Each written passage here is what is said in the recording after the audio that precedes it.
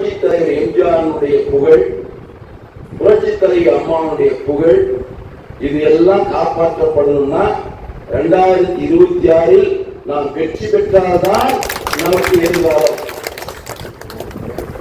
நாம் இந்த வெற்றி வாய்ப்பு என்ன பண்ணா முன்னல்ல மாதிரிலாம் இல்லை.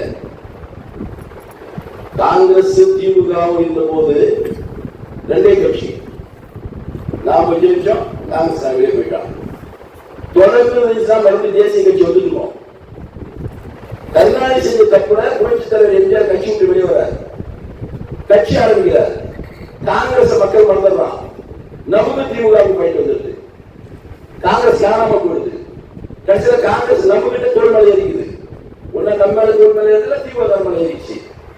அப்போ தேர்தல் களம் வரும்போது ஒரு பக்கம் அதிமுக ஒரு பக்கம் திமுக, இது தொடர்ந்து இங்க வந்தது. இது இடையில கொஞ்சம் கொஞ்சமா ஜாதி கட்சி வந்துருச்சு, கொஞ்சம் கொஞ்சமா தன்னுடைய சுய முயற்சியால் சில கட்சிகள்லாம் வந்துருச்சு.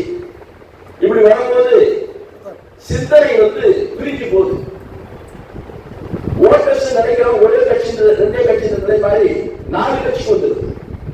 4 கட்சிக்கு வரும்போது நாம் உஷாரா இல்லைன்னா இதை வெற்றி வாய்ப்பு இருந்தோம்னா அந்த உதிரி கட்சிகள் மேலுக்கு வரதுக்கு வாய்ப்பு வந்துடும்.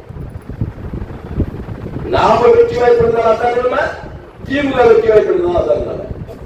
அதனால நமக்கு பலமான கட்சி, நல்ல ஒரு உணர்வுள்ள தர்ம சிந்தனையுடைய கட்சிக்காகவே தன்னை முழுமையாக ஈடுபடுத்திக் கொண்ட தொண்டர்கள் உடைய இயக்கம் அனைத்து இந்திய அண்ணா திராவிட முன்னேற்ற